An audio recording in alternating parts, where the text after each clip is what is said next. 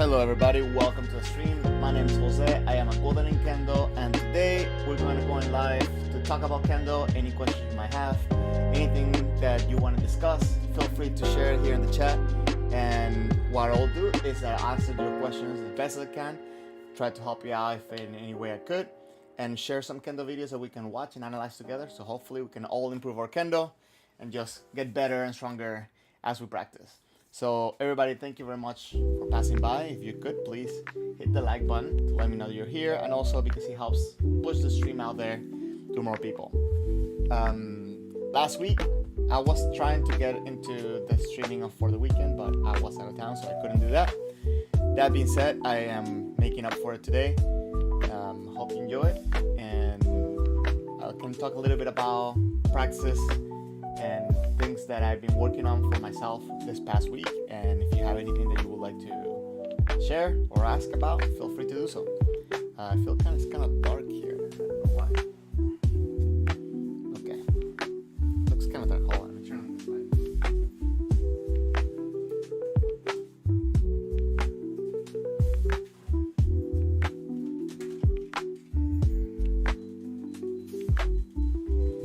Okay, I'm back. And having a couple, because I only have one monitor, I have a couple of issues when it comes to seeing the chat and seeing what's happening in the screen. So, okay, maybe it's good now. Okay, so last week we were watching some of the matches for the World Championship, the finals of the team matches, the men's team matches. So we're gonna keep watching that a little bit more and see if we can pick up something and learn something for ourselves. Personally, right now, I mentioned this in the past stream, I'm working on developing the skills to pass Rokudan. So my main focus right now is learning how to use my body to create pressure and to be ready and to create reaction for my opponent. So that way, when I'm ready, when this reaction happens, I'm ready to go and I'm able to execute with power and explosivity into my techniques. That's been my main topic of study, I guess. So the biggest issue that I have found seeing other people and seeing myself is that ability to use timing, to use that hold back before attacking, before committing to a technique. So I kind of want to watch today's fights, today's matches that I have for you today, with kind of that in mind, figuring out how to create a reaction but not overcommit, and at the same time not hesitate when you want to go forward. Warrock, hello. You start Kendo at the beginning of this month. Oh, welcome to Kendo. Thank you very much for passing by too by the stream. So happy to join this community and sport. So that's actually pretty awesome that you just started Kendo. If you don't mind me asking, what got you into Kendo? Because that's something that Kendo's not a very popular martial art, right? So I'm always interested to find out how people got into Kendo and what are the reasons why people can do Kendo. It's very interesting. Right now I'm living in Japan, so it's very interesting to see the difference of how or the type of people that do Kendo in Japan and outside of Japan, and the type of the dynamic of that. It's very interesting for me to see it. So that's something that I'm always interested in. If you guys would like to join the Discord server, we have Kendo Tips Discord server that the link should be popping up now, and that way you can meet up more Kendo people. And if you would like to travel or ask any questions, stuff like that, you can have good communications, and you can message me there. So if you have any questions that I can help you with, that's a good way to contact me. That being said, something that I'm going to share today from this week's training. So one of the counterintuitive things in Kendo is adding power without tensing, right? Being able to have a strong hit without relaxing, and a lot of it comes from different stages of the attack. First comes from the body, the proper use of the arms, the proper place where you put your arms, your wrist, and then your fingers, right? Main thing you want to pick up is that you want to focus on moving the tip of the shinai. I actually mentioned that in a video that I posted not long ago. But you want to focus on throwing the tip towards your target rather than just moving the whole shinai, especially using the right hand. But this week I've been extra focused on the fact that you want to have your fingers relaxed. Maybe the camera is so high right now that's kind of hard to show this. But you want to have the fingers relaxed until the moment of impact. So a lot of times when we, and by relax I don't mean that they should be open. You have to have a good grip on your sword, yet you cannot be tense on that grip, because if you are, then you cannot really add that extra power at the end of the swing. So this week has been very, I've been drilled by Sensei, and I've been just extra conscious of that. And especially one way that I'm doing right now that I feel like is working for me to internalize it is just to focus on that squeeze on these two fingers right at the end, right at the moment of impact, and that's it. Not focus on pulling or pushing or anything, just as I swing at that moment of impact, I'm focusing on that. This makes it very, makes me feel that I'm getting a better impact. But the other thing that I'm getting improvement on is that many times when I hit, I kind of bring the sword up. So I'm kind of in a little bit of a bad position sometimes after my technique. But having this and just relaxing my fingers out, it helps me to not pull the sword back and just keep my tip forward. Another very, very, I'm not gonna say analogy, but a good visualization that a sensei shared with me today. It's how important it is to keep your head back. Let me see if I can see my camera real quick. So it's how important it is to not put your head forward, especially when you're in kamae. You want to keep your head, on top of your body, because if you start doing this, you start leaning forward, and then you're more focused on hitting from the upper body rather than bringing your attack from your hips. So having your head not go forward, especially in kamae, and most importantly when you're attacking, it helps a lot when it comes to the fact of keeping your body straight and being able to transfer energy from your hips, from your lower body into your strike. And it also makes it where you have better posture and better stability after your technique, so you can attack again. Or if you have to do subaseriai or tayatari, if you have to do tayatari, you actually have better stability, so you can actually do strong tayatari, and if possible, execute another technique. So that advice was gold for me this past week, but now I feel like I have so many things in my head, so I'm still working that out to make it more natural. Okay, so let me just catch up a little bit with the comments. Warwick, you said you wanted to get back in a sport. You wanted to do a sport where you have chosen any to do a sport. You would have chosen any usual sport, but you were always intrigued by the Japanese culture and samurai and katana. Hence your process of learning kendo and being a better person tomorrow. That's actually a very cool way to put it, because that's part of the purpose of kendo, and that's actually very, very cool for you to think about it that way. Because although kendo has a sports aspect of it, it has its roots into being a budo. So it has a purpose for us to build ourselves up. So it's very interesting, and it's very interesting for me now living in Japan, seeing how kendo and Japanese culture are so intertwined. And it's very interesting because last year actually I did a presentation in some school act, talking about how the way that kendo, like the formalities that we have in kendo are used, or how do I say this?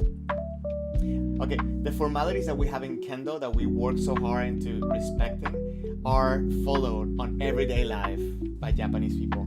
So sometimes maybe sensei will tell you, oh, you're bowing incorrectly, right? Like you're bending your back, or you're bowing too deep.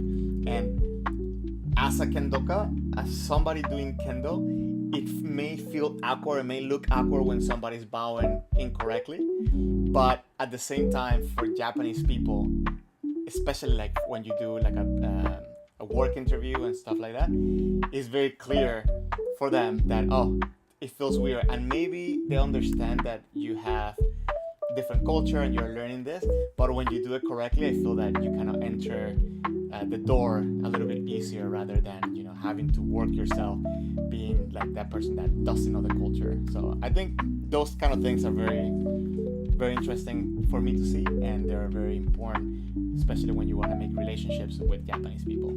So yeah, that's actually, I don't know how to put this in a video. I've been thinking about that, making a video about that, but there's something that is very interesting it's something that's very interesting to watch. Controlling yourself, Warrock. Sorry, it's kind of hard for me to pronounce.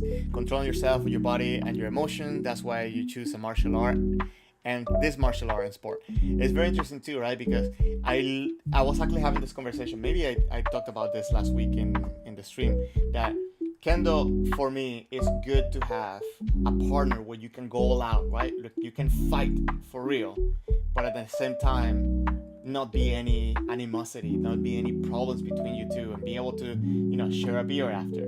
So it's one of those things that is very interesting to see when you have a good relationship between two people that are strong, and in order for them to get stronger, they need to really fight, right? So it's something that maybe for some people, and I don't like when this happens too, right? Like you do something and they kind of interpret it wrong, where they interpret that you have bad intentions or whatever when you hit them, and maybe hurts them, or I don't know, maybe some mistakes and stuff like that. So yeah.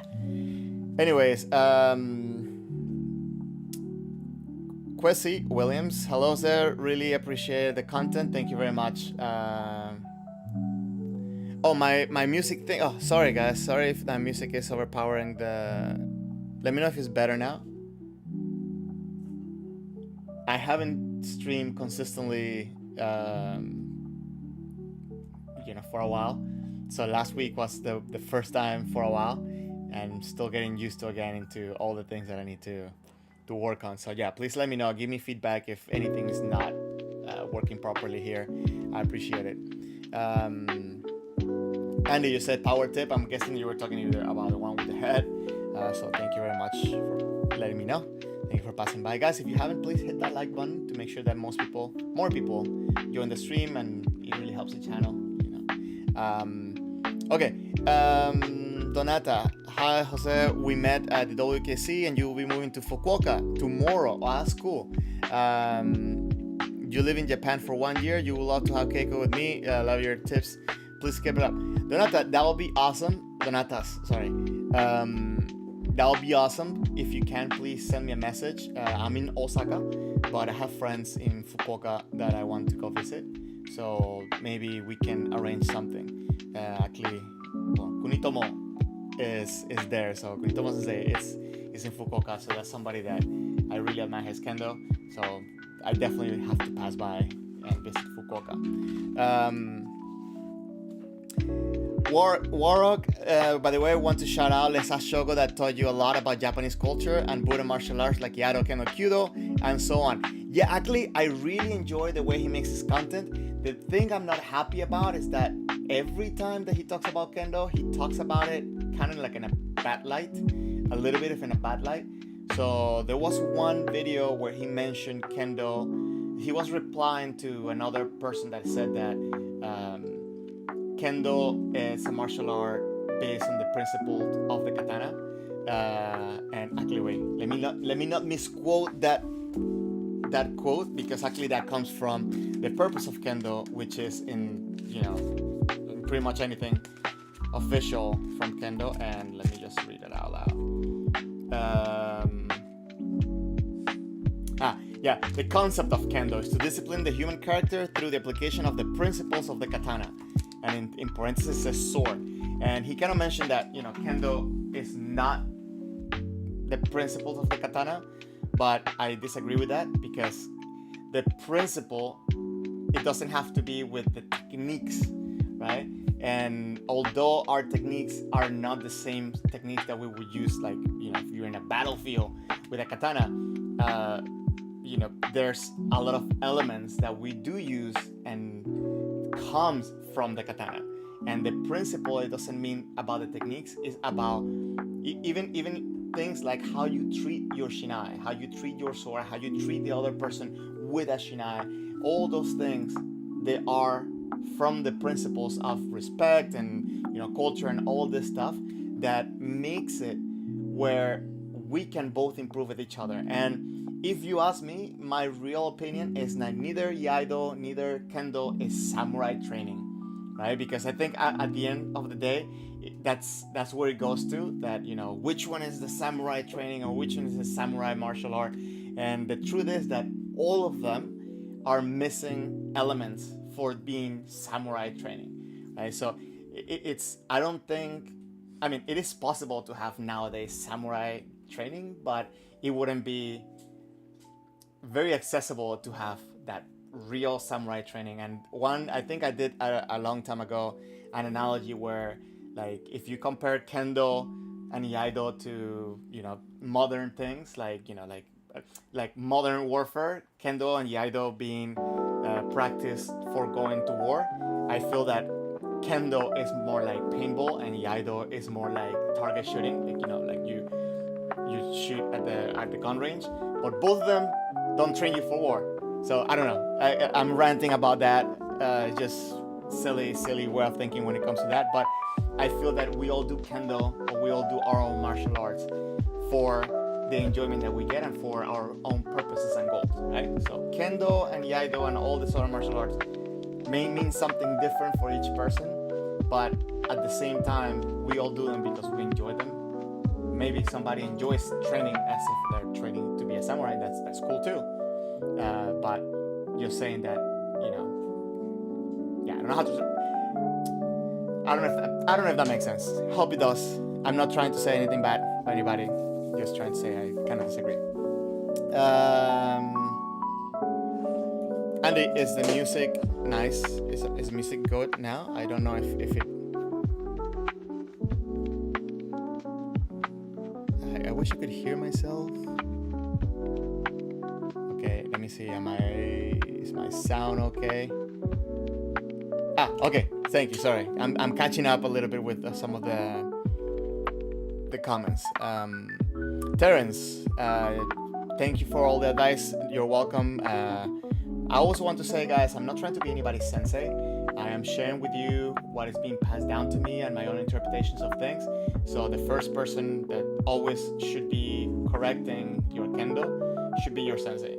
If there's anything, if you want to get, a second pair of eyes, a specific look or something that maybe you're struggling with, that I have struggled with before and I found a solution, I can help in a way, but your sensei is the first person to fix all these problems and to help you.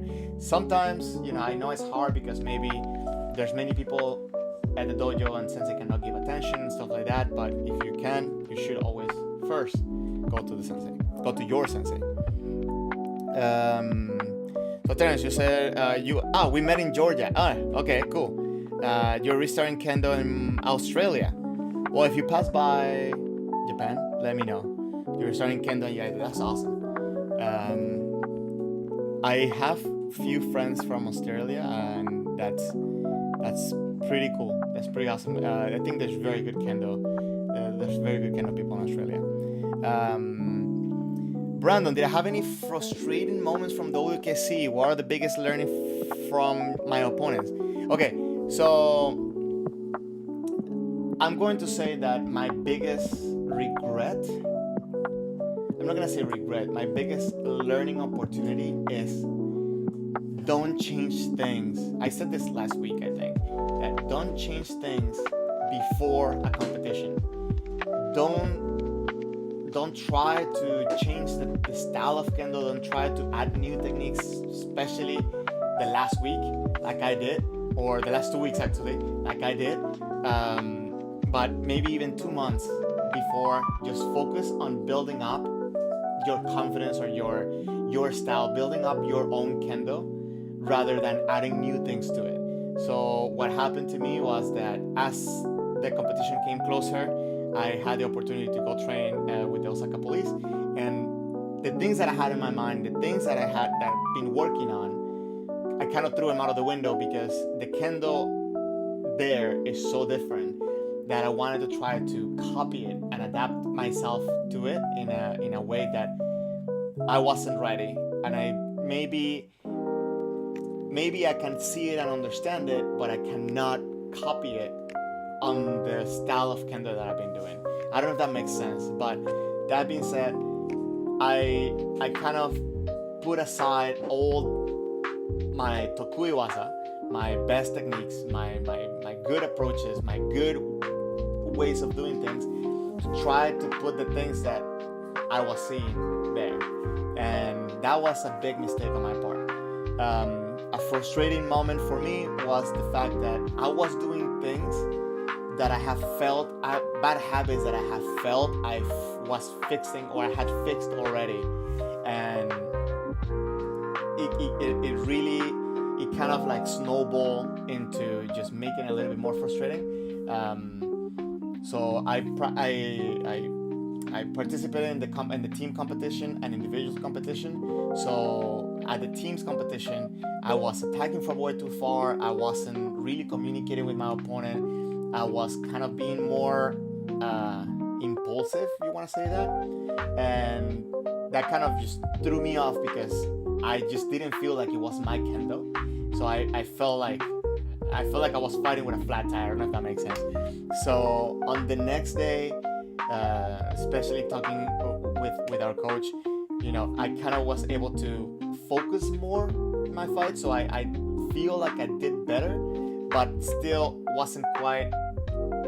wasn't quite my best performance to it. And to summarize is that the fact that you want to try to build yourself up and be confident on what you prepare, rather than try to like just cram everything at the last minute and do things that are not, you know, not part of your kendo already. Hope that makes sense. Okay, we have a few comments. Maybe it will be a little bit hard for me to catch up, so I hope I don't miss anything. Jan, you want to ask about Kensen placement. It's been taught earlier in your kendo career to have the Kensen point at the tsukidare and be on the same elevation of the domune. But, next message, you notice that recently the Kensen is now being taught to have it at the same elevation as the tsukidare, pointing at the eyes, which is more common now. I don't know if it's more common or less common or what.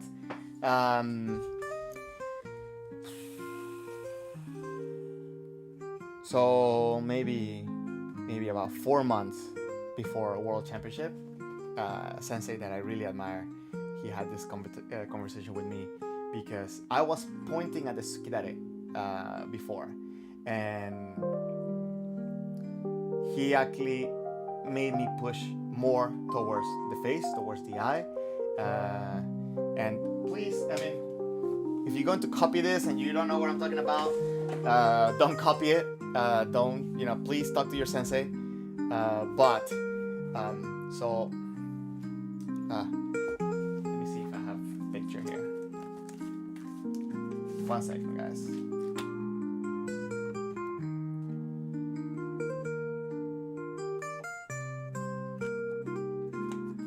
Come on.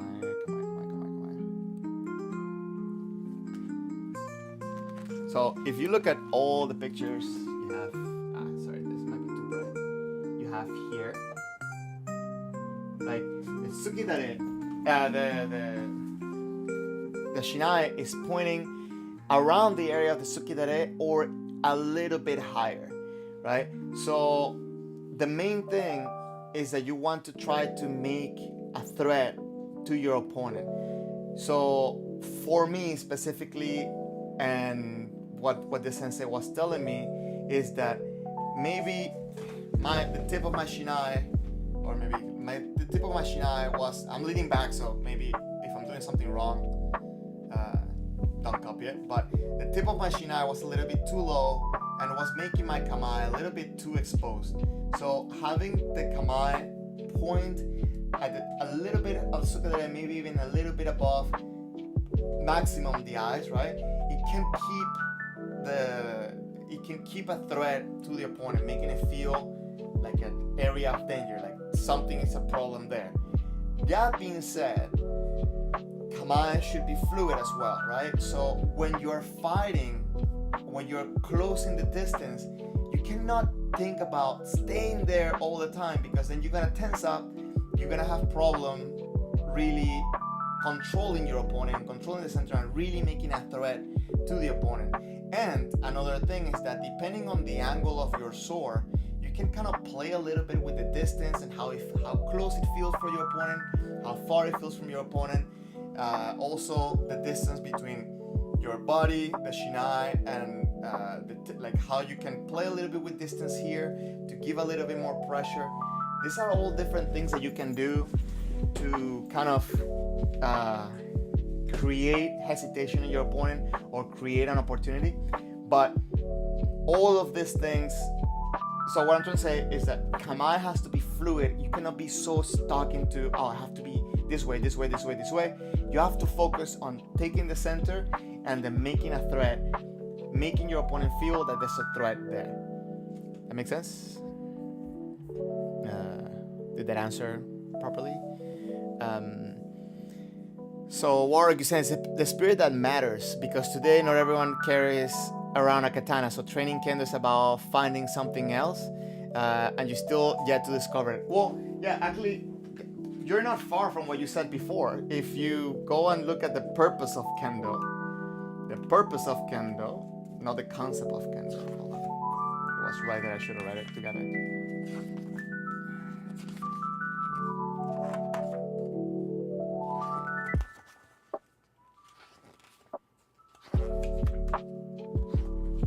Oh, I lost it. Where is it?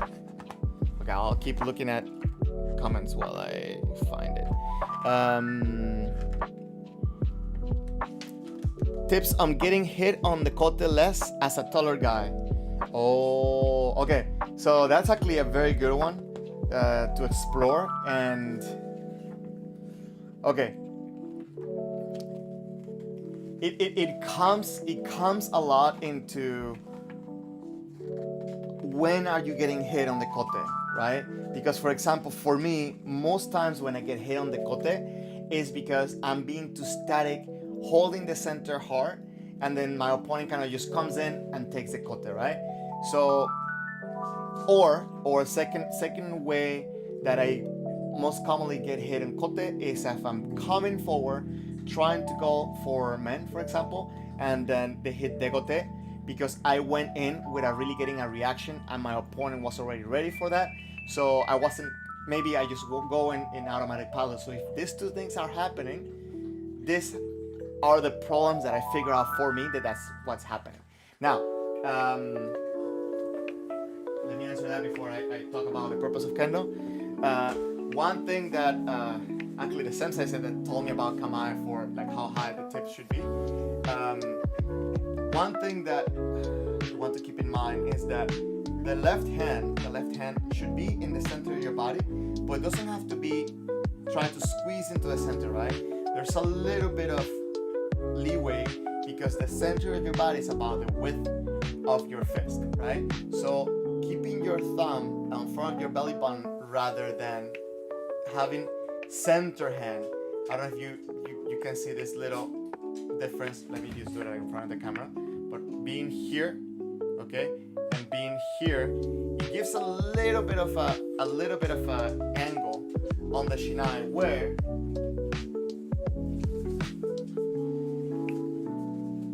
let's say that this is your shinai and you have that center line, and this is the other shinai. What you want to do is that, well, let me do it like this. Okay, what you want to do instead of having it like this, you kind of have it in a little bit of an angle, but still pointing towards that center.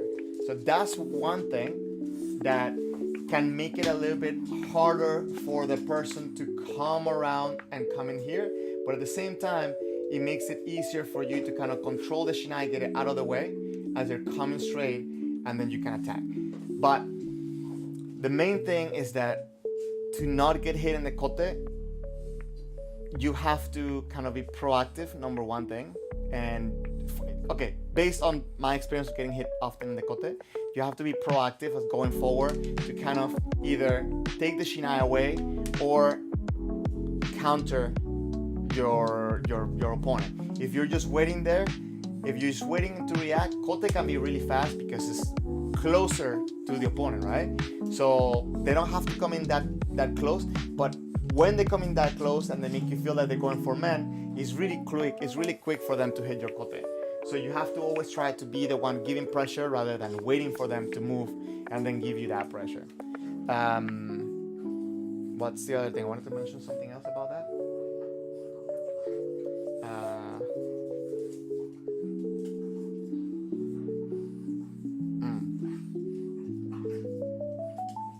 Yeah, you have to be careful with the...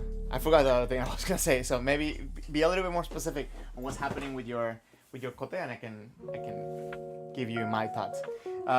So the purpose of Kendo is to mold the mind and body, cultivate a vigorous spirit, and through correct and rigid training to strive for improvement in the art of Kendo, to hold in esteem human courtesy and honor, to associate with others with sincerity, and to forever pursue the cultivation of oneself. This will make one be able to love his or her country and society, to contribute to the development of culture, and to promote peace and prosperity among all people. So it's very interesting how this is worded, and I feel again that there's a lot of elements that you can see clearly in the way that we do Kendo, but some of them that may be a little bit kind of like, I'm not gonna say hidden, but kind of like under, like it's a little bit hard to notice them. But if you think about it, if you're able to kind of be free and fight with vigor and be able to push yourself, you're not only gonna improve yourself as a like physical abilities, but at the same time being able to put all your might or put all your strength into fighting somebody with still having the self-control of not hurting them, right? And still being able to be polite and be respectful to others, even though you just had a very vigorous fight. There's nothing worse for me, for example, to have a fight with somebody and then like person being arrogant, right? Like we're like, oh, they don't want to be there, or they're just not doing their best, or they just kind of going in there. And like the worst one is when they go in there and then you hit them and they're like, no, you didn't hit me, or they barely hit you and like, yeah, I got you, right? Like, oh, I just touched you and whatever. But it doesn't matter. And as a matter of fact, if you want to get better, you have to be able to let yourself get hit and be able to practice different ways of approaching all this stuff. So there's all these things should help us be better for each other, and that way we can all make Kendo better, if that makes sense.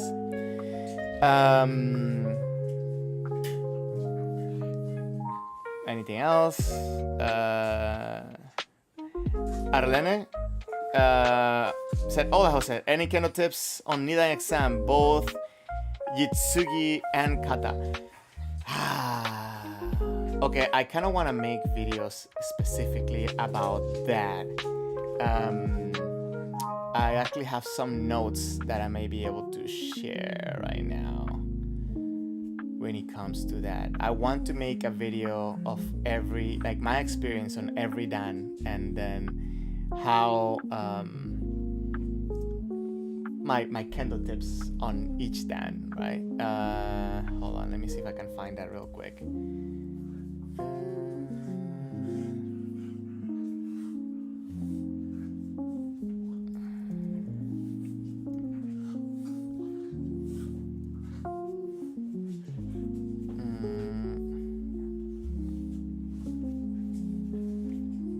One quick second, guys, if you haven't, please make sure that you like the stream so that way this gets pushed out to more people. And please, if you haven't subscribed to the channel, that really helps, and it makes this stream go out to more people and makes it where more people find this channel. So Okay, specifically for Nidan. So my biggest thing for each rank is that you have to have your foundations good. And what I mean by that is, number one, it's your presence in the shinsa, right? In the tachiai, you want to be able to have good sonkyo, a good entry. Make sure the uniform is properly worn. There are a couple of things that maybe will make you look not your rank. Let's just say that. For example, little details like having your himos too long or having your himo uneven. And I think these are, maybe basic stuff, but these are things that I've seen people even into Yondan testing like this, right? So you want to make sure that your uniform is properly worn, your bogu is properly worn as well. Your shinai should be well kept. And as you come in properly, come in with confidence, right? Like, unless you're the first person to go in, most likely you're gonna have other people going in before you, so you can see what the correct and incorrect way of coming in. So just prepare yourself to come in the correct way. I hope that makes sense. So there's a couple of things for Shodan that you want to keep in mind. Number one thing is having a proper strike, right? You are hitting at the right distance, that you're hitting with strength, with good ki. And for me, it's a big one, especially now that I see it more and more in Japan, hitting with balance, especially after the hit. So being able to, hold on, let me, why do I have is my stream like frozen? Why am I frozen? Can you guys hear me? What's happening here? Oh, let me just turn off the camera and turn it back on.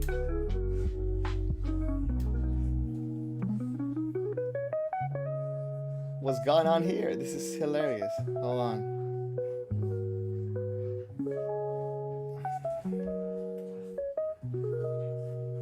One second, guys. I'm gonna switch up things here for a second.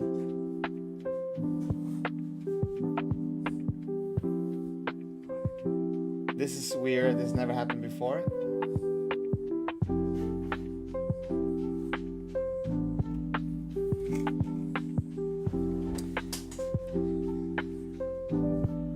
Okay, for now I'm just gonna switch up the cameras because I have no idea why this happened.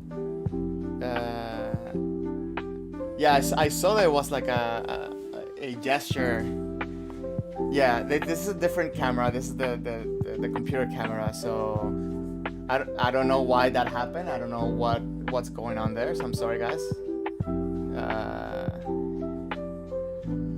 Okay, well, this is what it is. Let's get it going.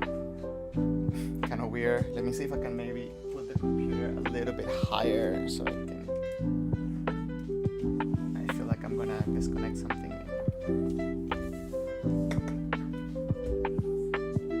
Okay. It's kind of weird, but okay.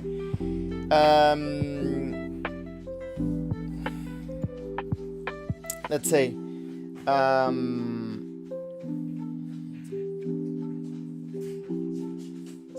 We're talking about testing. So, I have to look at this camera now. We're talking about testing, and one of the things about balance that I'm saying that I'm seeing more and more here in Japan is that as people hit, many times I see myself and people from outside of Japan, they hit, and as I said before, kind of you see my neck is a little bit forward, my upper body is leaning in instead of kind of hitting like this. So when people hit like this, there's like 2 or 3 steps to kind of catch you in, and this is very, very clear. It's a very clear problem because it makes you look bad.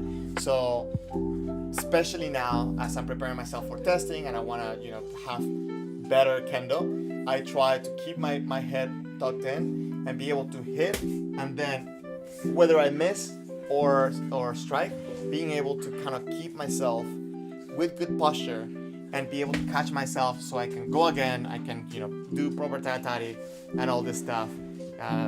So yeah, that's number one thing that I feel that is very visual and is very easy to kind of see from any attack. And if you're gonna attack often, right? Like if not often, you shouldn't have to be attacking often. But if you're gonna, attack more than once, you have more chances of people actually noticing this and saying like, doesn't look so good. Okay, sorry guys, I got turned off a little bit with this camera business. So let me just try to keep up. And let me know if you have any more questions about testing. So, sorry, I was gonna tell you something else about the testing. Let me see from my notes. So for Nidan, when it comes to seme and when it comes to seme, you don't have to necessarily show so much knowledge about seme. You do want to have a forward intention for what's it called? So I'm still turned off with the camera because I keep looking at that camera. So, but you want to have a forward intention towards the opponent, but attacking becomes a problem. So following into that rhythm is very easy, and especially when that other person is kind of too eager to go, so this happens. So my mentality against these people when I'm doing Jigeiko, right, is to first of all not back down, but at the same time not fall into their rhythm, right? You want to have that forward intention, and if you do this forward intention and they come in, you can figure out the rhythm where they're going to attack, and you can, pick your spots to hit your technique. But if they don't come in, if they get frozen, then you can also have another opportunity to attack. But most importantly, you have to be able to recognize when there is an opening and take it. So although you're not required to be the one making that opening, you do have to be ready, and you have to be able to recognize that opening and take it. So I think at the dojo, a good way or a good approach to working on that is to make sure that you're always trying to come forward and attack. Come forward and attack, but be careful of not just like step in man. It's going to be more like step in man. Okay?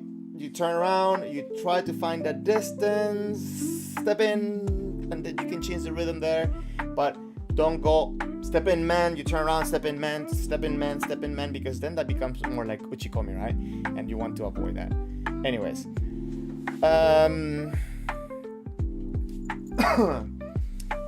Jan, you said you're preparing for your fifth dan grading. The last time you tried, you believe you had all the elements, but you received some bad advice in terms of tactics and Itsugi. Would you have any advice?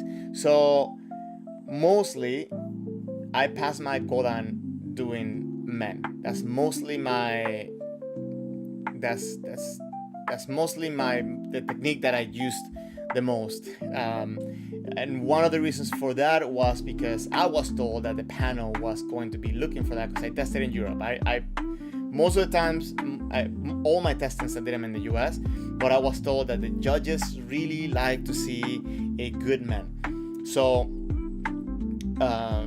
that kind of made me feel uncomfortable in the sense of like, I don't want it to feel like all I can do is men, and I don't want it to feel like kind of like it's like prepare or something. I wanted to be able to see my opponent and figure out what I could do, but I did have men as my main to go. I felt like I had to do it.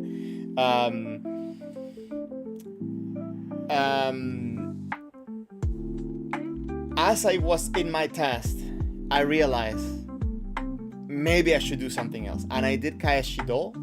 I don't remember, maybe I did one kote, but the main thing was that I want to make sure that I am making my opponent go whenever they're not ready to go, or making my opponent attack because they feel like they need to attack, rather than wait for them to figure out when it's a good time to attack. I don't know if that makes sense. So one sensei I talked to before, and a lot of senseis right now, they tell me that up to Godan you have to work on entry and attack, entry and attack. For Rokudan and above, that Tame becomes much more important, but it cannot be neglected at the Godan level, right? So it's not just, as I said also for Nidan, right? It's not just come in and attack, but you want to come in, be able to put pressure and anticipate when that person's gonna come in. So this, when I started figuring out this, and when I was doing men during my Shinsa, I realized that, okay, my opponent is only doing men. Whenever I'm trying to come in, they're not really, shuffling it up. So I was trying to give that pressure and try to figure out the timing, and that's how I put in my Kaeshido in my testing. So it's not that I was saying, okay, I need to do Kaeshido my test. Some other people told me that Kaeshido is a good technique to put in your test. So I don't think, now that I'm looking back at it, I don't think that it should be, oh, you have to show this technique. But the main thing I think they're looking for Godan, it's the ability for you to create an opportunity. I think that's much more important. And of course, once you create that opportunity, can you take advantage of it? So if I had to retake Godan, I will focus a lot on using more my footwork and my body to get a reaction, and have a lot of intensity and explosion at the moment of the technique. The good thing about testing is that you don't have to worry about getting hit. So one thing that I do have to say is that try to get the quirks out of doing this type of things during your practice, and then obviously don't do that during your Shinza, because that is something that you definitely want to avoid. You want to make sure that you put yourself into danger, right? And then you challenge your opponent, and sometimes maybe that other person will hit you, right? So maybe you will not pass because of this. Let me put it to you this way. If you challenge your opponent, if you come in and challenge your opponent, and your opponent goes in because you came in, most likely their attack is not gonna look as clean as yours can be. So the idea is that you want to put pressure, and when they are committing to the technique, you're already ready. You're not necessarily in motion, but you already have that forward intention, and you can challenge the technique, whether it is with Degote, Kaeshido, Men, the Banamen, any technique that you choose to. But ideally, you want to have that forward intention. If they come in, and let's say that you didn't get your technique because they were faster, let's say, most likely the judges are going to see, oh yeah, he's faster, maybe he's more athletic or whatever, but he's attacking because this person's making the move. So then if you can figure out that interaction, then you can start figuring out the timing to attack at the right time. The other thing that I do believe is true, an advice that I feel that was very good advice for me, there were two. One is the fact that you cannot attack. You have to try to make the communication, try to understand the rhythm, build up tension, build up pressure, and then go. So that means you cannot attack like every 5 seconds, right? You have to really try to figure out the way in. The other and second thing, and this is something that most of us don't practice it, is that after you attack, turn back, get in Kamae, and then if you ended up far from your opponent, approach your opponent with tension and approach your opponent in Kamae as if you could get attacked from far. So as you're coming in, you want to make sure that you are keeping that intention into the fight, rather than just walking to the opponent and they said, okay, now we're ready to start again. No, you started as soon as you turn around. Hope that makes sense.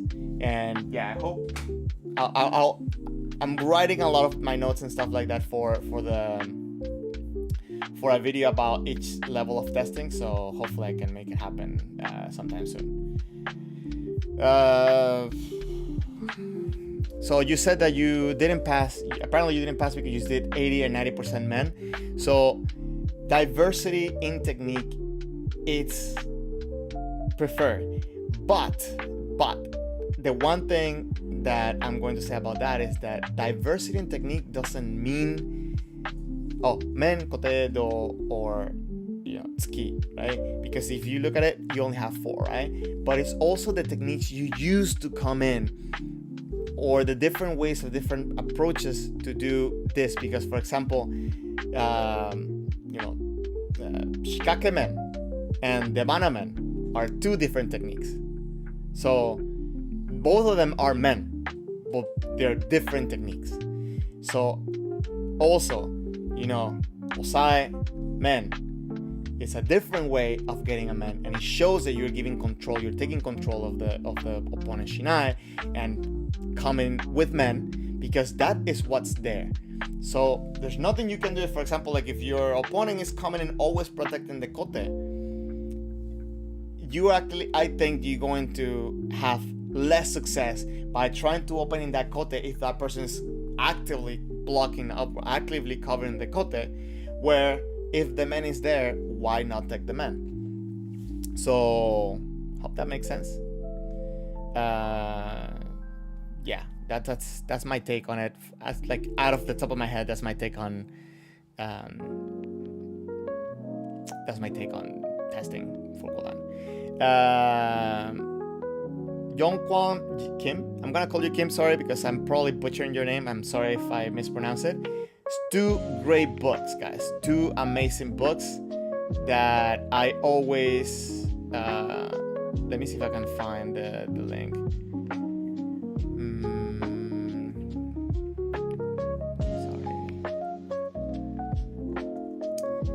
There's 2 great books that I always recommend. One, probably I'm not gonna find that link for that one. You guys know Kenshi 24/7. If you guys go to his website, what's the name of the book? I have a download of it. I bought it on PDF. Let me see. I think it's Kendo Drills. No.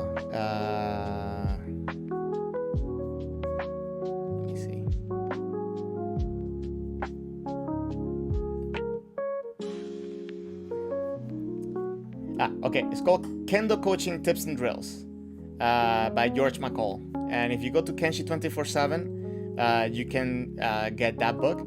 And it's very cool because it has a good progression into techniques, and it's definitely something that it gives you very good insight. It has very good illustrations, and overall, I think it's a good way to have actionable things that you can do for your practice. The other one is a Kendo approach to all levels. Hold on, because I also have that book on my my Kindle thing, and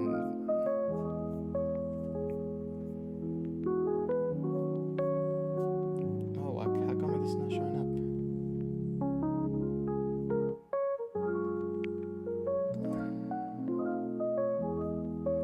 Okay.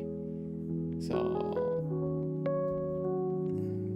found it.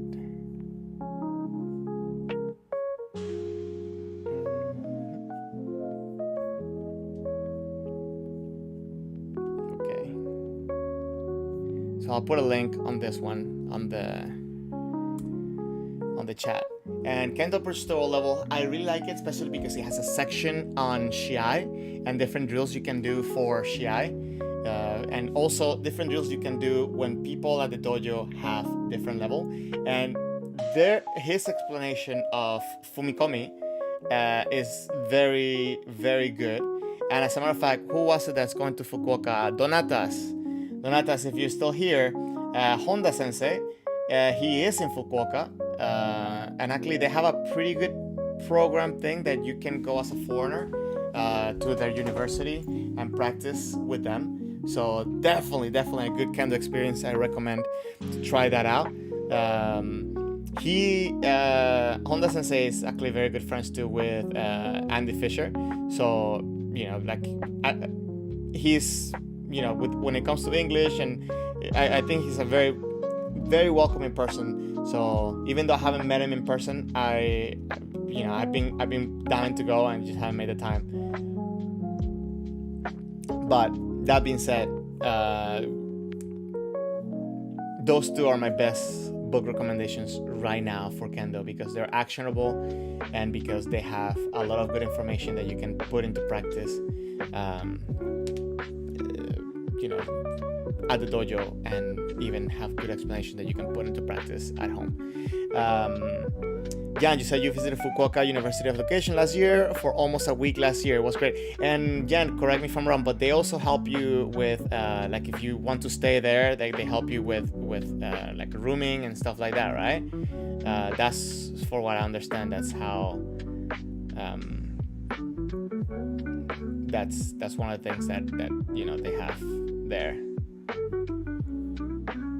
So I think my camera got fixed, guys, so let me see.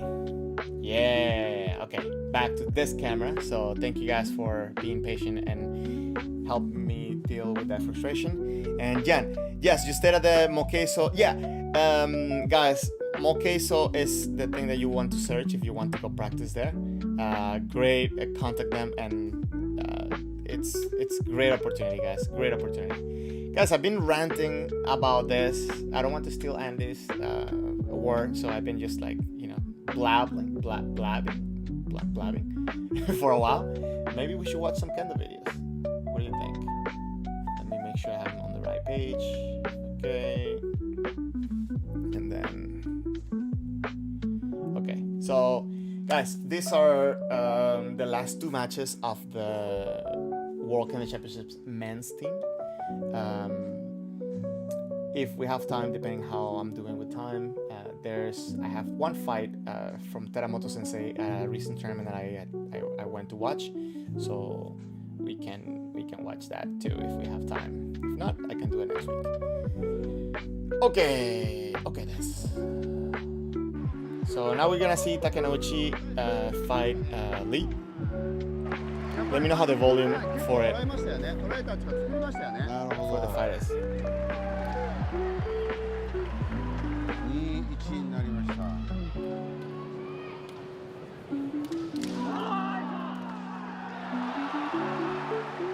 あ、竹之内。そうですね。接近戦になればいいですね。どっちかっていうそうこういう。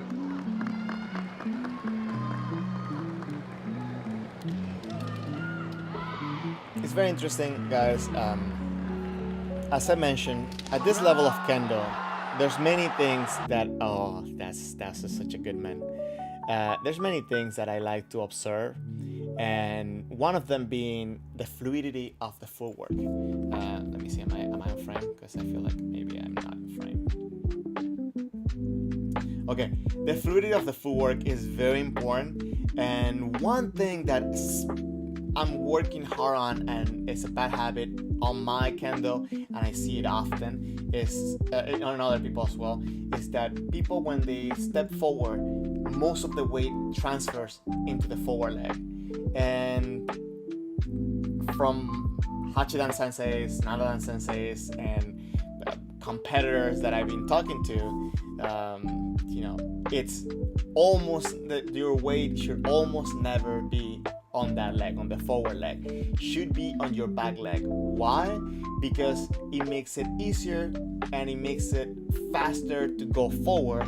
Because if you're holding your weight in the forward leg, you have to shift your body to then go if you want to be powerful, if you want to be explosive. And if you don't do that, you end up kicking your back leg up, you end up hitting with the upper body. It's a bunch of problems that you can get from not having the weight distribution properly on your footwork. So a common way to approach and get a reaction from your opponent is to bring your forward leg forward and kind of make it feel that you're attacking, that you're coming in for an attack. This can get a reaction from your opponent. Actually, hold on, let me just go back to the screen real quick. A common way to get a reaction from your opponent is, as you're in kamae, you bring your forward leg forward, giving the sensation that you are coming in to attack. You can play with the timing by holding back that leg and you can play with that timing by what's the proper word? You can play with that timing by deciding when you really engage into the technique using your back leg. So ideally, what you want to do to get a reaction and to take advantage of the opening is push with your back leg, keep your weight on your back leg as your forward leg is moving forward, and then when the opponent is either opening by dropping or changing the tip or by coming in forward, at that moment you push with your back leg to move your hips and to move your body into the distance to then use your hands to attack. If you put your weight on your forward leg, you end up being too heavy on that forward leg, and when you push, you get bad habits like bringing your back leg up, not having enough power in your technique, not moving with your body, so after you hit, it's hard to go through, or you end up hitting with your upper body and it's very light. Maybe can be fast, but a lot of times maybe not even enough to get ippon. So ideally, you want to have good posture, push with your back leg, keep your weight on your back leg, and then commit to the technique, pushing with your back leg to move your body, and then you use the fumikomi to keep the momentum going, to have good follow through, go forward, and then that way you're gonna have a good, fast, explosive attack that has power behind it. Also, you have the ability to create an opening by playing with that timing if you manage to keep your weight on your back leg rather than putting all the way forward. Hope that makes sense? Let me know what you think. Because that's something that maybe we'll see here as well. Let's see.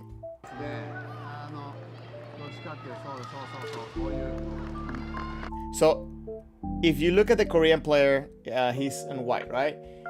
Look how in this moment here, he pushes forward, and then it might look like his weight is on the forward leg, right? Like he's leaning back, that he's leaning forward, but he's not leaning with his body forward. He is making the leg move, but still keeping the back leg engaged, because then he can just push in if there's an opening.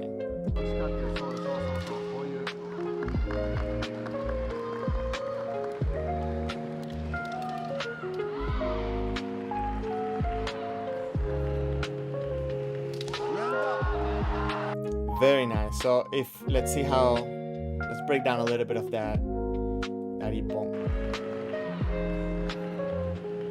So if you watch here, the Korean player comes in to try to close the distance, get a reaction. He doesn't really get a reaction from Takenouchi. So Takenouchi starts going back, now he gives that reaction, right? So Lee, the Korean player, starts following him and keeping that tension forward, and then he decides to come in and attack. This very cool, very interesting interaction there, and he managed, I feel like, it's hard to see from this angle, but I feel like he managed to close the distance enough to get a reaction and take advantage of that moment where there was a lot of uncertainty and attack. So remember, there's 3 basic movements that can happen that can give you an opening. One of them is when the opponent kind of just freezes in one spot. 2, when the person starts going back, especially if they're dropping the tip, if they're moving the tip out to the side. And the other one is that as you put pressure, they attack and they're coming forward. That's a moment where you can take advantage of and actually anticipate it and hit, right? But in this case, Takenouchi was going back, and Lee took advantage of that.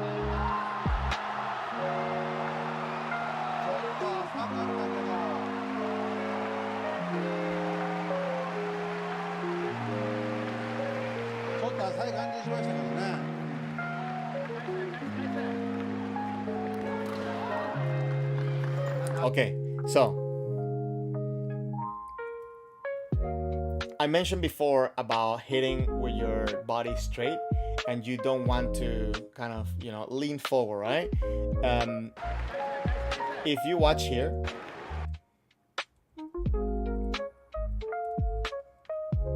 so the Korean player is coming in to attack. Notice how he is keeping his head on top of his body rather than forward, right? And as he's going forward, he overextends just because he feels like he needs that extra reach. This is okay. This is good because it's not something that he's not trying to go in this angle all the time. But because of the angle of his head and because of the use of his body, he's able. So this is what happens when you when you lean forward too much, right? You have to catch yourself forward. Now he's very good at kind of retaking that position, retaking that center, and of course he put himself in a uncomfortable or a maybe vulnerable position as he went forward, but he was able to fix it right away and put his body under his head and get balance again. So normally when I see in people is that when they lean forward, they don't really fix their body before that tatari, before that suwaseriai. They kind of make that partner help them get the stability. And that's the one thing that I think we should all work on, is to come in and get our body straight, so that way we have stability and we're prepared for that suwaseriai, that tatari, instead of kind of leaning into the opponent and just like crashing with our head first. Right here is a very good way to kind of hold themselves and have stability and get themselves ready quicker in order to do maybe hikiwasa or be prepared if the opponent does something against them. Hope that makes sense. Let me know in the comments. 大丈夫大丈夫。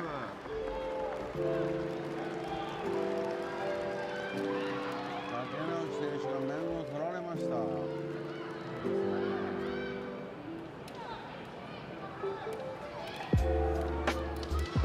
いいですよ。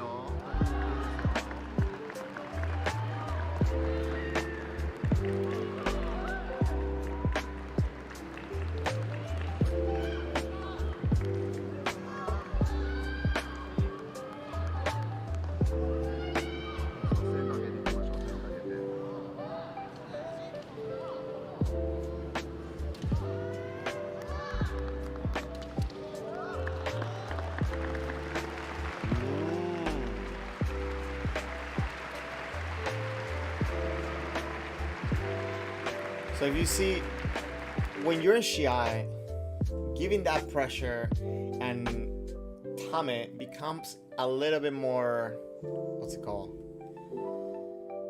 I think a little bit more difficult, right? When you're doing jijigeiko, that is nothing, there's no pressure of losing, let's just say that. You can be a little bit more outgoing, let's just say that word. But when you're in shiai, you want to try to create that opening, but at the same time you have to be cautious. But it can be a double-edged sword, because doing those things where you go forward and go back, go forward and go back, allows your opponent to start gauging your timing. So it's very important that it's not about just moving your body forward, back, forward, back, forward, back. It's about trying to have communication with your opponent, where you step in and you're trying to figure out the reaction, but at the same time you're trying to control the situation. And if you need to go back, not that you should go back, you should keep that attention on the opponent, right? So if you step in, go back, step in, go back, it kind of starts becoming a little bit mindless. This approach is a little bit mindless. So instead, you should try to keep that pressure forward. If the opponent doesn't react, maybe you want to give a little bit more pressure. If you need to, you can give a little more pressure. If you need to go back because maybe you feel now overwhelmed, that's a different story. You want to try to maybe, you can step to the side, you can bring your back foot and attack, you can try to take over the center, but always try to be mindful and try to be engaged into that moment rather than just stepping and back, stepping and back. That conversation is one of the hardest things for me, at least, to not only to explain but also to figure out with different types of kendoka, especially when they're higher level than me. So it's something that I have to say that it takes a lot of time and practice with a lot of people to start to get to understand. And it's also one of the most fun parts of kendo, I think.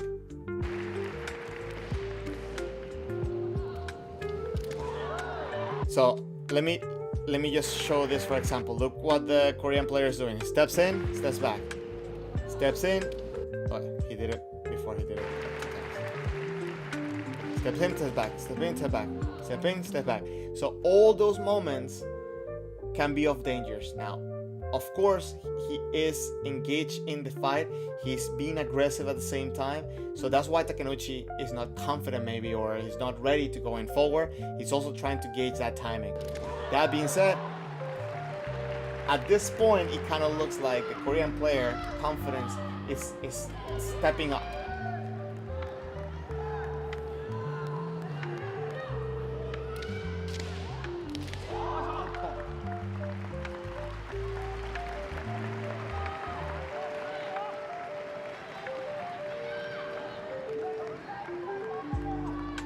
One of the good things that I'm enjoying about practicing in Japan is that you can copy a lot the people that you have around you, right? Like it's easy to find somebody who's like, oh, I like that kendo, I want to copy it. So it's not like I have to go to YouTube to watch a video.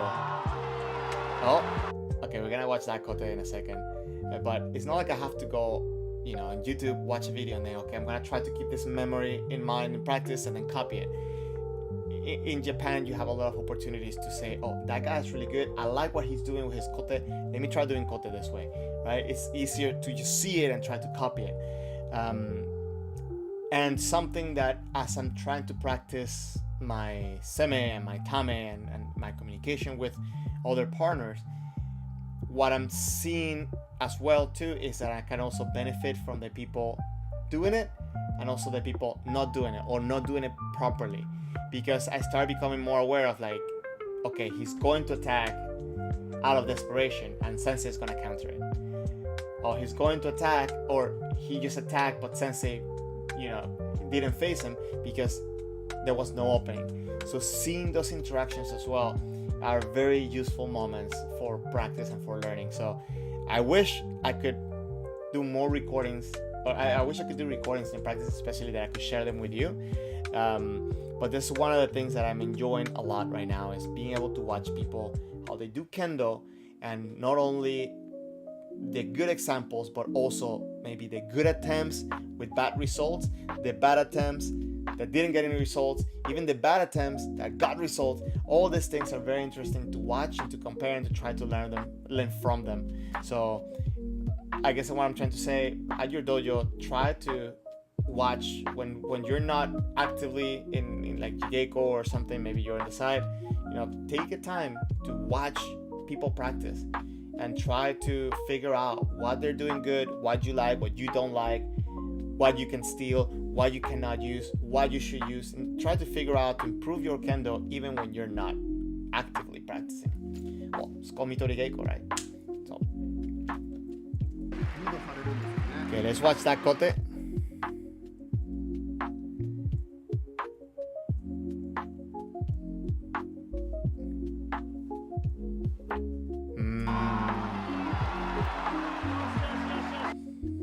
What do you guys think about that kote?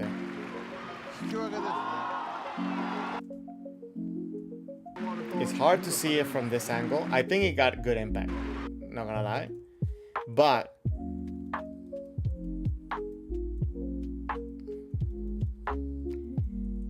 it looks kind of, that tangling, it got tangled there. So I don't know if it's because it hit you cannot see my face. I don't know if it's because it hit at the kendo gi and it got stuck there. I don't know what's happening there. It's kind of weird.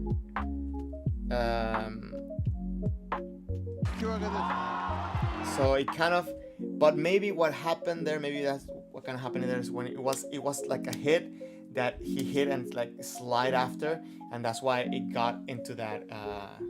Maybe the Kendo gi made it awkward, make it looking awkward.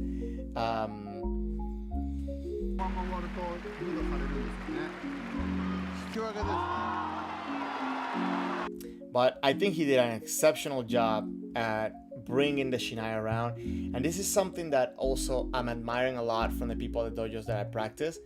Their ability to, at a very close distance, get this very, I'm not saying that maybe right now they're not at such close distance. Yeah, they're not close distance right now, but I see often at the dojos where people at a very close distance, they can get the Shinai around in many different ways in such a fast pace. And yeah, it's very cool how he's able to get the Shinai around, and he's coming for kote, but then he kind of changes direction as well because, you know, he anticipated maybe the person covering. But yeah, very, very interesting execution, I think. Huey, thank you for passing by. I haven't seen you in a while, so thank you for being a member as well. And you say you think it's a bit light and not perfect timing. Yeah, I mean it's kind of awkward, right? It's maybe the timing. I don't know about the timing though.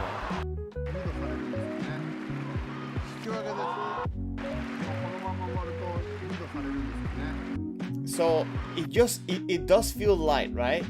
And we know that Takenouchi has a very good kote, right? So I think maybe it feels light.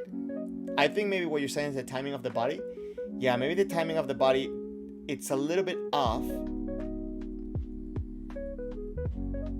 It's not like there's no kick in Taichi, but maybe the angle where he's coming in, it's really hard to put the body into the hit, and that's why it makes it kind of, you know, a little bit weak. But I think can be considered a kote.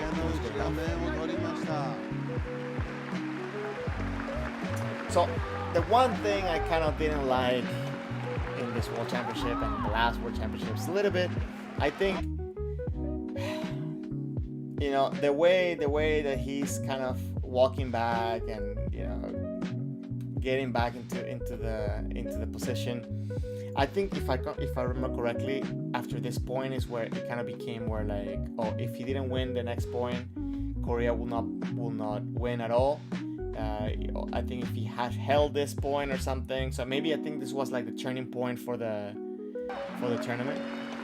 But I know it can be very stressful, right? But we still have to come in and show like positive attitude, right? Not only for the competition itself, but for ourselves, I think.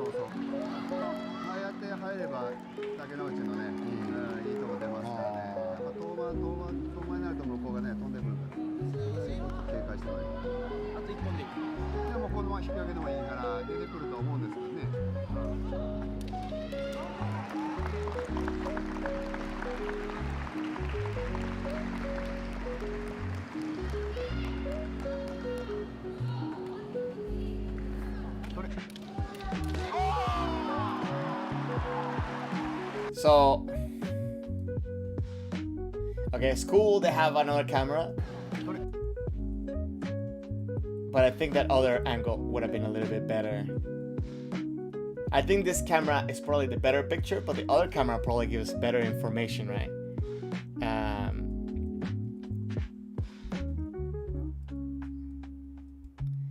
So he kind of pushed the sword out of the way, right? So guys, there is, especially when it comes to Shiai, this is not something that you want to think about specifically, especially in Shiai, but something that you might want to become aware of, that a lot of times when we're overwhelmed, and maybe in this position here, right, where you try to protect yourself from the opponent Shinai, but you're not moving, you're kind of planted on the ground, that becomes a very vulnerable position to be in. Because in this moment, pretty much the Korean player, all he has is his arms to kind of hold himself, to protect himself. But the Takenouchi, if he's moving, the Japanese player, if he's moving, he can not only use the arms but also using the body to put more power. And I think that's one of the reasons why he's able to come in forward and push the sword out of the way to get that man. Maybe also the Korean player, he's trying to cover, maybe he's thinking he's going for kote and then he covers his way, but it looks a lot like Takenouchi's coming in, right? He's kind of coming in trying to push into the shinai, and it gives him enough power where like he has that much strength because he's using the body as well. And using the arms alone, you know, it can give you protection, but also by moving, having that distance, that change of distance can give you an extra layer of protection. So it's always good to keep in mind that you want to avoid being stuck in one place. You want to be light on your feet, and you want to use your body and your legs to keep you safe rather than just using your hands.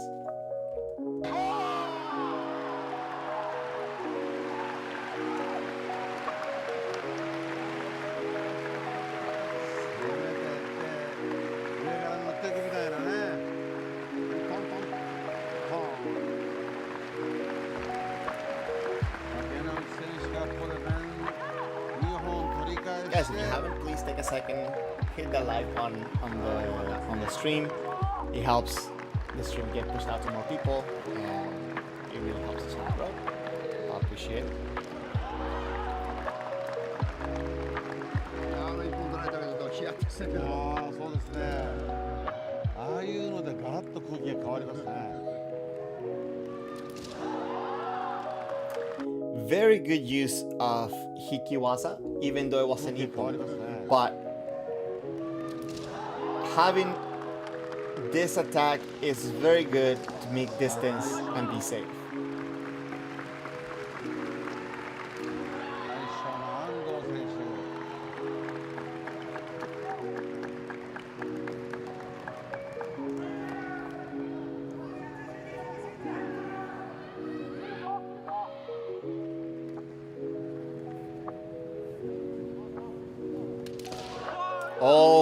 Oh my god, okay, so this is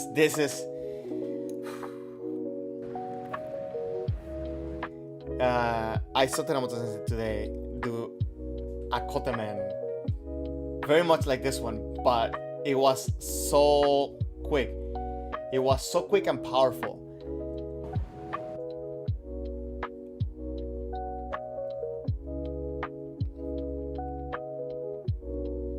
So both players tried to do kotemen, I think, right? Let me see. Or maybe just try to do, the Korean player maybe tried to do osai men, and then Ando went to do for kotemen. But very, very interesting.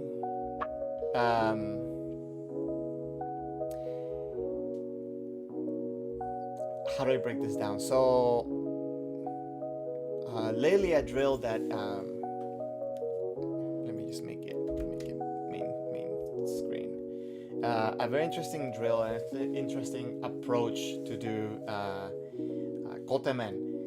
Practice it on the spot, right? Where you have good impact for both kotemen, but ideally I'm doing it with 2 fumikomi, but Ando here did it with 1 fumikomi because of, you know, the randomness of Shiai. But the idea here is that you want to hit that kote, right? You want to hit that kote as your body is coming down to put pressure, to put power with your body, and then you want to do your second man at the same spot, also getting with the body. I don't know if that makes sense. Sorry, it's kind of awkward because this camera is kind of so close to me right now. But instead of like when people do like two hits without the body, or maybe they do one and then just move the hands for the next one, you want to do pop pop, right? Like you want to use your body twice and get sharp but fast attack with both. So it's kind of like the way it was explained to me is that, of course, you want to push with your back leg both times. Your back leg moves once, but your body, as you do the first fumikomi, after the first fumikomi, your body keeps kind of falling into the technique. Does that make sense? Instead of pop, pop, pop, pop, right? Pop. And the second one, your body comes forward, which is what Ando does after the man. The body comes in. So maybe watch it one more time.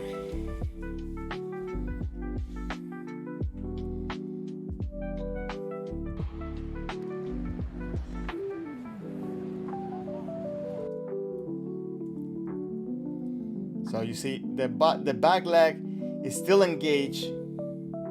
He comes in for that kote. He does the fumikomi, and then the leg pushes after the man.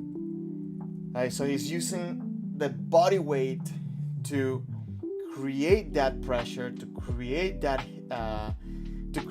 power, and then to have the follow through. He uses the back leg to push the body forward, but he's using the body to add power into each of the strikes. Hope that makes sense. Let me know in the comments, please.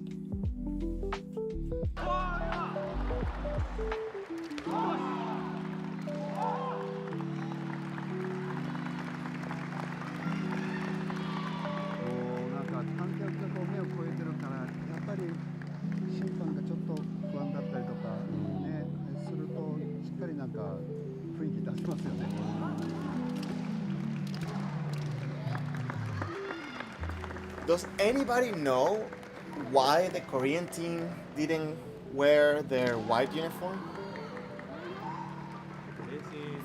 especially for this match?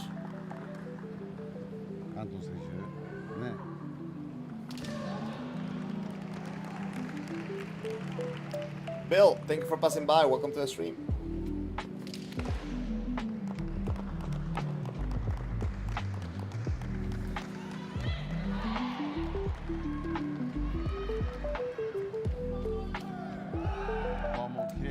Guys, I'm going to say this. I posted a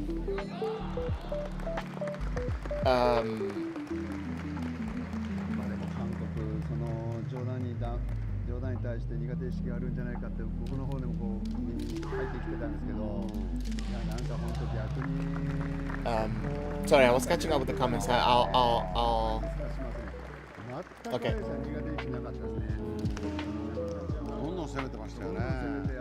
Let me talk a little bit about the uniform, and it's something a very interesting point that I wanted to bring up.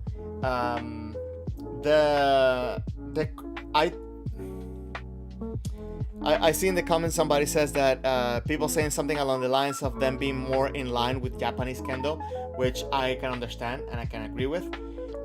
The one thing that I have to say is that I think having different color uniform makes it easier for the judges to know who actually got the point.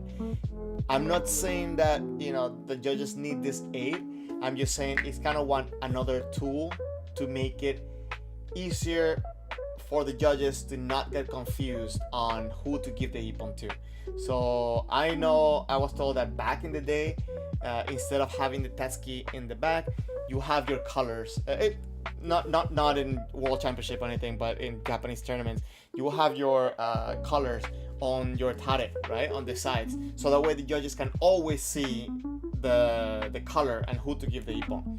So not being able to see the tatsuki and both of them having the same uniform can make it a little bit confusing, and maybe delay a flag and make it where, like, maybe because that judge didn't see the flag, confusion. I'm not saying maybe World Championship level stuff, but definitely something that can be of help to understand who to give the ippon to. That being said, maybe Korea feels like they need to be more in line with Japanese Kendo. That's cool, but even in Japan, people use white uniform as well. That being said, and I don't know, let me know your thoughts on this. I thought that it would be interesting for this reason to, when you go to tournaments, maybe have one piece different color, right? Maybe having your kendogi be white to kind of give that aid to the judges to not get confused. Not saying that this is what I want to do, but I'm saying just I thought about this as a way to kind of help with accuracy and the giving of the 8 points. That being said, I also wanted to bring up something. I posted for the members. I did a post about what questions would you want me to toggle or kind of research and make streams specifically for that, because I want to do streams only for the members. So that way I can provide a little bit extra and a little bit more support if you need help with anything. If you're struggling with something, I can go to some of the senses that I know and just give you some of their answers and some of their thoughts as well to kind of help everybody with their kendo. As a matter of fact, right now in the chat, there's the link to become a member that just came up coincidentally. So if you would like to be a member of the channel, check out the link, and if you could give support to the channel, it will help me make better videos for you. Another thing that I want to do is I want to hire a translator to help me do interviews with more accurate translated interviews for the channel. And I was thinking a way to, because the channel obviously doesn't make enough to hire somebody to do that, but a way to kind of like support that is doing some Japanese lessons specifically for either martial arts or for kendo, so that way the translator can get some work, and that way it will help out with translations for the interviews.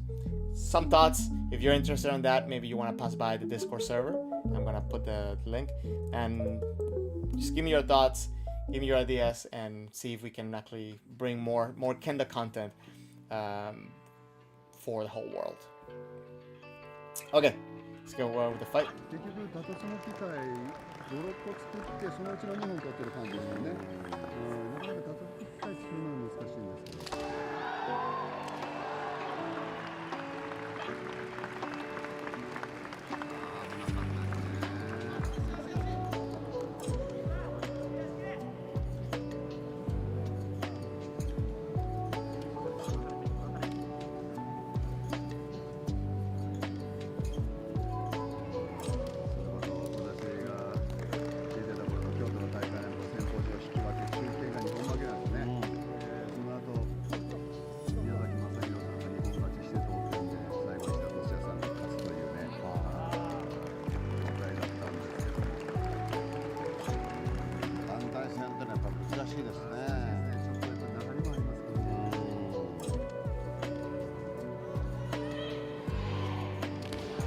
Oh, that's a very nice attempt for that Tsuki.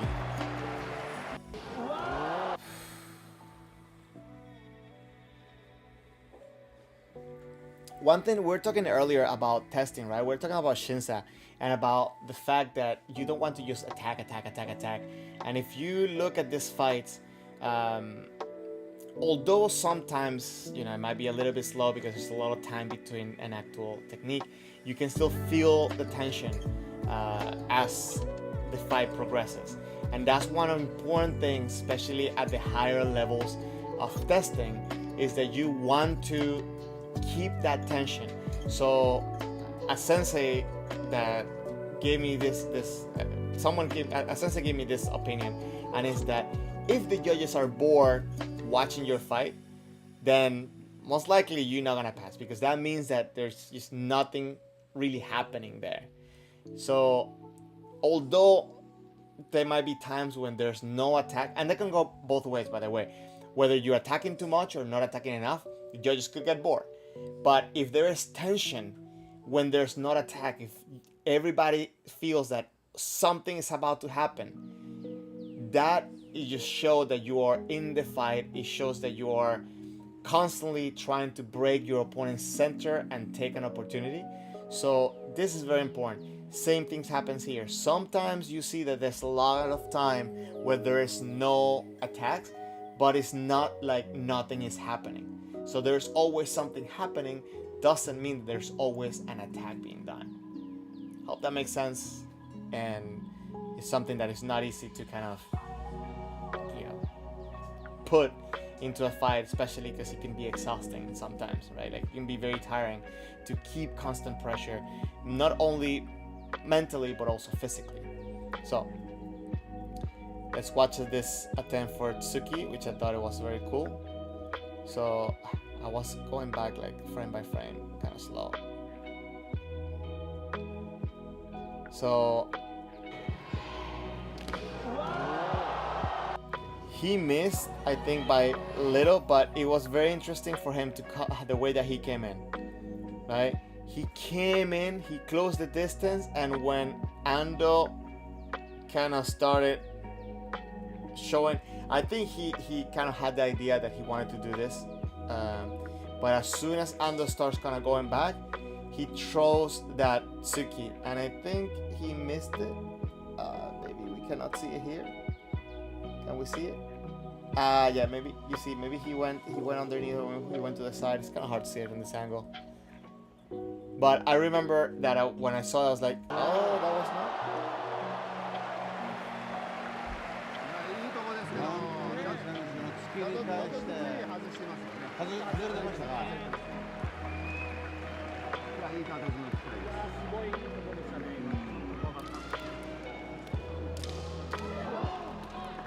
やっぱり韓国の選手も代表の選手が僕稽古とか試合もやりましたけど、強いですよ。やっぱり代表レベルは強いと思う。日本とちょっと違うところをちゃんと持ってますよね。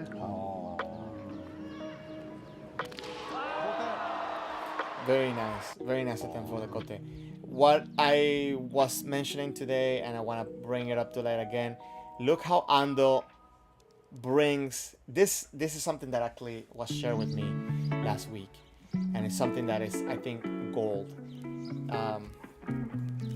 I mentioned earlier that you want to avoid putting all your weight or most of your weight on your forward leg, right? And as you're advanced, you just take a step forward. The way I'm being told is that you want to bring that back leg and try to make the focus to take off that weight of the forward leg as quick as possible. So when you're coming forward, you're pushing your forward leg without putting any weight on it, without putting a little weight on it as it's sliding forward. And then when you decide to bring that back leg forward, you push here, and it's kind of like you tap with the right leg to put the weight again on the left leg, so you can continue moving forward. And that's exactly what Ando is doing here. You see, he's stepping in, and as soon as he puts the weight in, he brings the back leg forward. Maybe he doesn't even make it the whole way, but he brings the back leg forward to go in for continuing that motion, right? Where he wants to keep moving that leg forward, that forward leg forward. So you see, back foot pushes, right leg taps in to bring the back foot, and then it's hard to see it because there's this banner there at the bottom, but I think you get that meaning. Then instead of going fa, and taking too long to move that weight backwards, to move the weight from the forward leg to the back leg, it's pushing and then kind of like tapping to get into that back leg again. For me, I've been experimenting. I've been using this consciously this way for this past week, and it has helped me have a little bit more fluidity, especially when I'm able to do it without thinking too much. But as I'm moving forward, it allows me to have more fluidity because I don't feel like I'm stuck as I'm moving forward, because I don't take too long on having that back leg ready again to attack and to come forward. I need to make a video specifically about this because there's a lot of elements on that, but if you have any questions, feel free to ask. And let me see that kote again.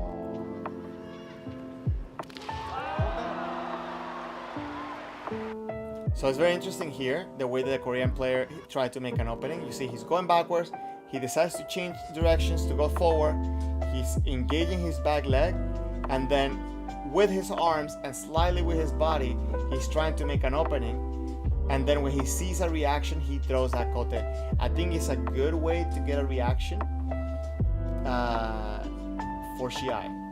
If we're talking about testing, this is the type of motions that it kind of shows that you're not really committed in, not committed, maybe that's the wrong word.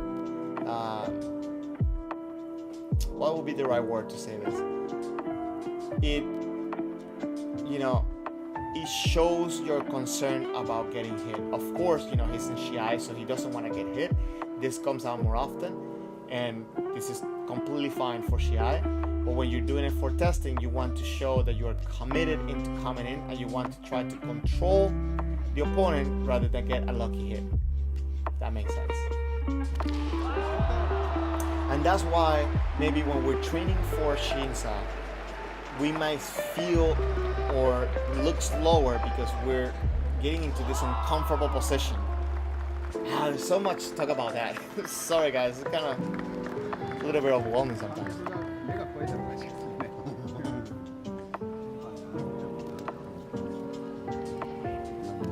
ういうふうに盛り上がる剣道もいいですよね。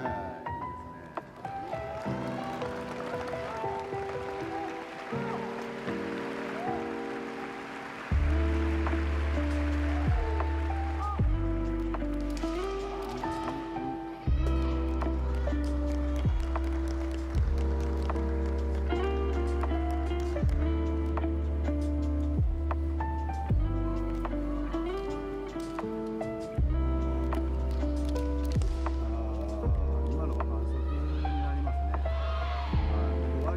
分かり軸から入っちゃダメです。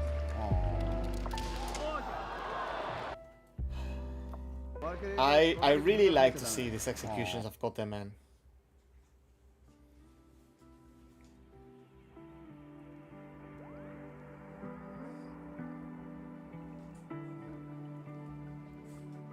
It's so interesting how Ando is doing Kote Man in the spot, but he does the Fumikomi for the Kote, not for the man. But you can still see how he uses his body, right? Which brings me to a very interesting point. Kiken Taichi, it's about putting your sword, your ki, and your body together. So a lot of times I feel that we kind of focus too much on the foot, but not necessarily because it hits the ground, because the foot hits the ground at the same time the sword hits. That doesn't mean that we have Kiken Taichi. It's about the body, not the foot.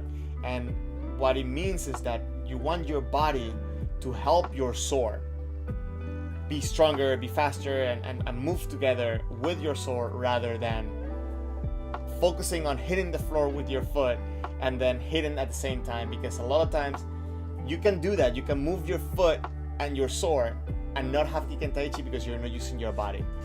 You have to use your body in order for it to be Kiken Taichi, and there's several techniques that do not hit the ground at the same time that the sword hits the target.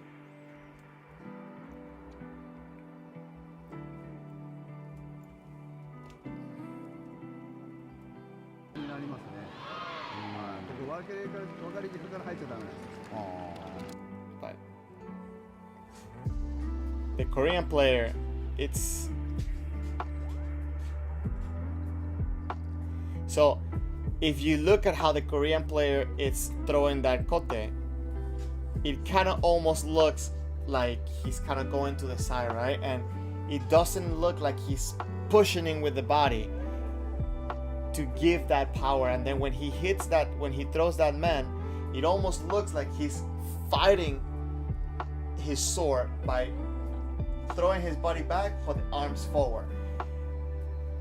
Maybe it's not what's happening, but this is something that happens often, and I see often on people when they're scared.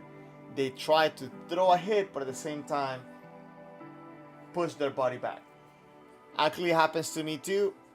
Sometimes, I want to hit my man, but I'm concerned and I want to do this, so I'm fighting against the way that the sword should be going. So ideally, you want to put your body with your sword rather than have them go separate ways or different timing.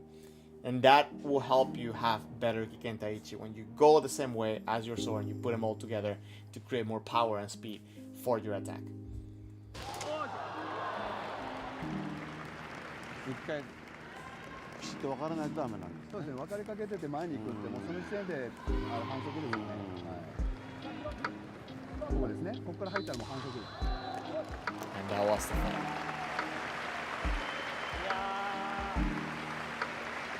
引き分け。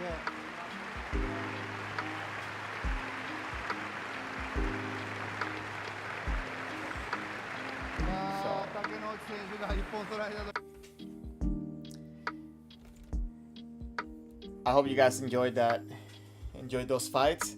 What I'm gonna do, I went, was it like 2 weeks ago, 2 or 3 weeks ago? I went to the Tosai Taiko All Japan Kendo Taikai, so the East and West All Japan Kendo tournament, and I really enjoyed that tournament, guys. If you can catch it at some point, it happens. I think it happens all like during the summer, and it moves around. So it was kind of close for me to go. So I decided to take the trip. What I really like about this tournament is that you have the best players from the East and the best player for the West. So it's not like the regular All Japan where, you know, everybody fights just to have one winner.